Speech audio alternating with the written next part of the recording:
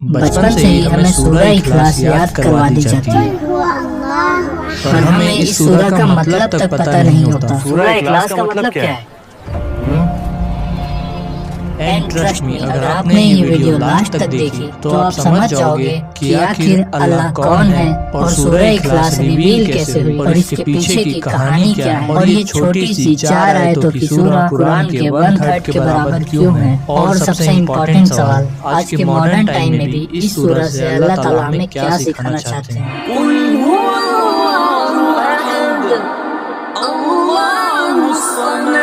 अभी कहानी की स्टार्टिंग होती है मक्का के उस टाइम से जब लोगों के दिल अंधेरों से भरे हुए थे।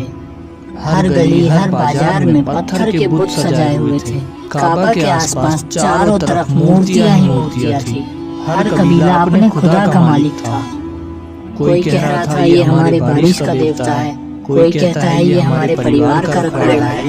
ये हमारा बारिश का देवता है, देख कितना सुंदर है। हाँ, और ये हमारे परिवार का रखवाला है, हमेशा हमारी रक्षा करता है। यही था मक्का का माहौल, अंधविश्वास से भरा हुआ था। लोग उनसे दुआ मांगते थे, उनके सामने सजदा करते थे और समझते थे कि यही उनके रब हैं। अरे भाई, नया बुत आया है यमन से, देखो कितना सुंदर है, कांटे के पत्थर से बना हुआ, बिल्कुल जिंदा जैसा लगता है। वाह, सच में कमाल है। लाओ लाओ, इसके लिए चांदी के गहने और सोने की सजावट भी बना देते हैं, सबसे अलग दिखेगा। ऐसा था मक्का का माहौल जहाँ रिलीजन एक बिजनेस बन चुका था। मूर्तियाँ बनाना, बेचना, इबादत करना सब एक पैसे कमाने का जरिया था। और इस पूरी डार्क सोसाइटी में एक ऐसी रोशनी थी जो सबसे अलग थी, मोहम्मद सल्लल्लाहु अलैहि वसल्लम। वो सच बोल रहे थे, लोगों को मूर्तियों से नहीं बल्कि अल्लाह से मिलवा रहे थे। उनका जो पैगाम था वो बहुत ही सिंपल था, एक अल्लाह के सिवा कोई इबादत के लायक नहीं है। लेकिन कुरैश के लोग हैरान रह गए कि आखिर एक अल्लाह का मतलब क्या होता है। आखिर ये कैसा खुदा है जिसे देखा नहीं जा सकता, जिसका कोई रंग नहीं, कोई शक्ल नहीं। आखिर ये कैसा खुदा है जिसे देखा भी नहीं जा सकता, उसका अल्लाह तो कोई दिखाई भी नहीं देता। ऐसे खुदा का क्या फायदा जो ना दिखे ना सुनाई दे। अरे मोहम्मद कहता है एक अल्लाह है, तो क्या हमारे लात, उज़्ज़ा, हुबल सब झूठे हैं? उनका जो दिमाग था ना सिर्फ दुनिया के गॉड तक लिमिटेड था। वो समझते थे कि अगर कुछ दिखाई नहीं देता है तो वो हकीकत नहीं है।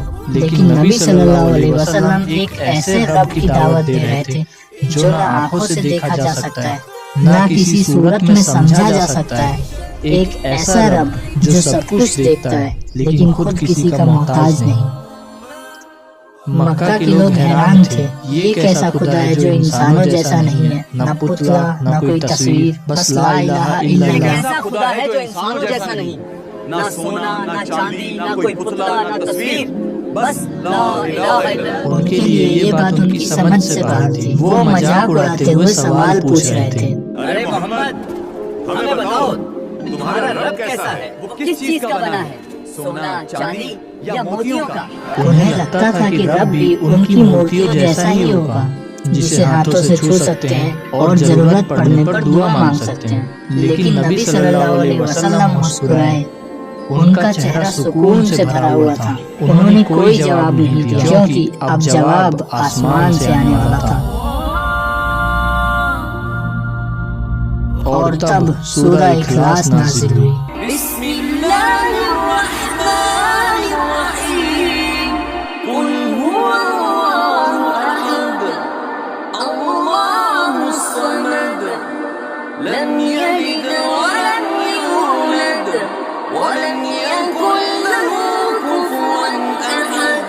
सुभान अल्लाह, ये तो रब का तारुफ है अपने अल्फाज में। अल्लाहु अकबर।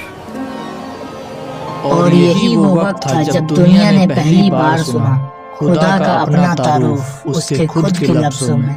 सोचो, वो लोग जो सोच भी नहीं सकते थे कि एक रब बिना तस्वीर के हो सकता है, उनके लिए ना ये सूरह एक टर्निंग पॉइंट था। ये सिर्फ कुरान का पैगाम नहीं था, ये उनके सोचने का तरीका बदल देने वाला रिविलेशन था। और अब ये कहानी सिर्फ मक्का की नहीं रही, ये कहानी बन गई है हर उस इंसान की जो रब को समझना चाहता है, हर उस दिल की जो पूछता है कि आखिर कौन है अल्लाह। और इसका जवाब कुरान की इस सूरह में है। آئیے اب اس سورہ کو آسان طریقے سے سمجھتے ہیں۔ یعنی کہہ دو کہ اللہ صرف ایک ہے، نہ اس کا کوئی پارٹنر ہے، نہ کوئی ایکول، نہ کوئی اس کے جیسا، نہ کوئی اس کے برابر ہے۔ اب سوچو ذرا مکہ والوں کے لیے یہ بات سمجھنا کتنا مشکل تھا۔ وہ تو ہمیشہ سے الگ الگ خداؤں کو مانتے تھے، بارش کے لیے الگ گاڈ، پیسے کے لیے الگ گاڈ، اور ہیلتھ کے لیے بھی الگ گاڈ۔ ان کے لیے تو ہر ضرورت کے لیے ایک الگ گاڈ ہوتا تھا، اور اب محمد صلی اللہ علیہ وسلم ان سے کہہ رہے تھے کہ ایک ہی اللہ ہے جو سب کچھ سنبھالتا ہے، کوئی دوسرا نہیں، کوئی ساتھی نہیں۔ یہ میسج ان کے پورے سسٹم کے خلاف تھا، اسی لیے یہ صرف ایک لائن نہیں تھی، یہ ان کے سوچنے کا طریقہ بدل دینے والی بات تھی۔ مطلب وہ انٹرنل ہے، ایبسولوٹ ہے، یعنی اللہ ہی ہے وہ جس کے اوپر سب کچھ ڈیپینڈ کرتا ہے، لیکن وہ خود کسی پر ڈیپینڈ نہیں کرتا۔ وہ سب کچھ دیتا ہے لیکن کبھی مانگتا نہیں، وہ سب کو سنبھالتا ہے لیکن اسے کوئی سنبھالنے والا نہیں ہے۔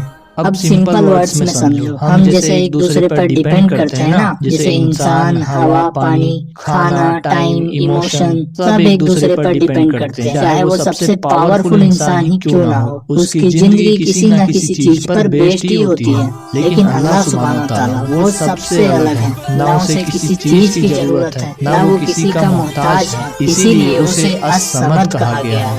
وہ بالکل بے نیاز ہے، سب کچھ اسی سے چل رہا ہے، لیکن وہ خود کسی سے نہیں چل رہا۔ اور تھرڈ آیت میں اللہ تعالیٰ کہتے ہیں نا،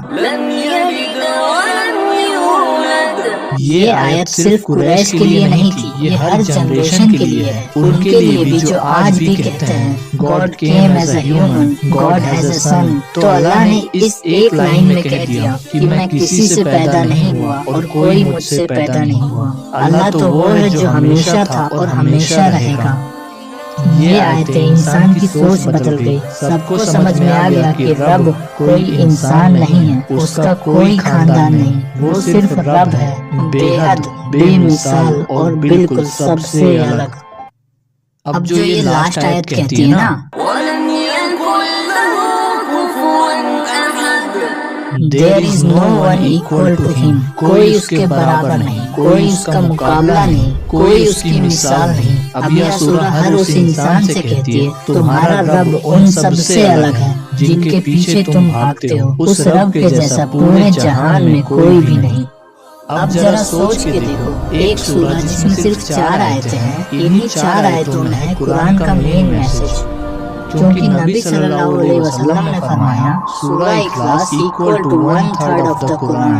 لیکن اب سوال یہ ہے کہ آخر کیوں یہ قرآن کے 1/3 کے برابر ہے؟ تو وہ اسی لیے نا کیونکہ قرآن کے 3 میجر تھیمز ہیں۔ پہلا توحید یعنی ونس آف گاڈ، اور دوسرا رسالت یعنی پروفیٹ ہوڈ، تیسرا آخرت یعنی آفٹر لائف۔ تو سورہ اخلاص جو ہے نا وہ پورا پہلا تھیم ڈیفائن کرتی ہے، توحید۔ تو اب اس کا مطلب یہ نہیں ہے کہ ہم باقی قرآن کو پڑھیں ہی نہ، بلکہ اس کا مطلب یہ ہے کہ ہمیں اس سورہ اخلاص کو پڑھنے پر قرآن کے 1/3 برابر برکتیں ملیں گی۔ اب سورہ اخلاص میں اللہ تعالیٰ اپنا خود تعارف کرا رہے ہیں کہ آخر میں کون ہوں، وہ نہیں جو انسان سمجھ رہا ہو، بلکہ رب خود کہہ رہا ہے میں ہی ہوں جو سب کچھ چلا رہا ہوں۔ اب یہ سورہ نا ان سب بلیف کا انکار کرتی ہے جو اللہ کو اس کی کریشن کے جیسا سمجھتے ہیں، نہ وہ کسی مورتی کے جیسا ہے، نہ وہ کسی شکل میں ہے، وہ صرف احد ہے، بس ایک اور صرف ایک۔ احد کا مطلب ہوتا ہے جو کبھی ڈیوائیڈ نہیں ہوتا، جو نہ 2 ہو سکتا ہے نہ حصوں میں بانٹا جا سکتا ہے۔ اب یہ سورہ ہمیں ایک ریالٹی یاد دلاتی ہے کہ ہر ٹائم، ہر حالات میں ہم اسی پر ڈیپینڈ کرتے ہیں۔ جب ہم رو رہے ہوتے ہیں تو وہ سن رہا ہوتا ہے، جب ہم غم میں ہوتے ہیں تو وہ پاس ہوتا ہے، اور جب سب چھوڑ دیتے ہیں نا تو صرف وہی ہوتا ہے۔ یہ سورہ ہمیں یاد دلاتی ہے کہ جہاں دنیا میں سب کچھ بدلتا ہے وہاں رب کبھی نہیں بدلتا۔ سے یعنی کہو کہ اللہ ایک ہے، بس اتنا ہی کہہ دینا ہی ایمان ہے، اور یہی ریالٹی ہے۔ سورہ اخلاص نے ہمیں بتایا کہ اللہ صرف ایک ہے، نہ اس کا کوئی پارٹنر، نہ بھائی۔ سچ میں یہ سورہ اخلاص ہمیں سکھاتی ہے کہ صرف ایک ہی اللہ ہے، ہاں، اور وہی سب کچھ سنبھالتا ہے، ہمیں ہر حال میں ساتھ دیتا ہے۔ میں نے سوچا نہیں تھا کہ صرف 4 آیات اتنی بڑی بات بتا دیں گی۔ سچ میں آج کے ٹائم میں بھی یہ ہمیں ریمائنڈ کراتی ہے کہ بھروسہ کیول اللہ پہ ہونا چاہیے. Sometimes it feels like we have lost everything. But then I remember, He is still there.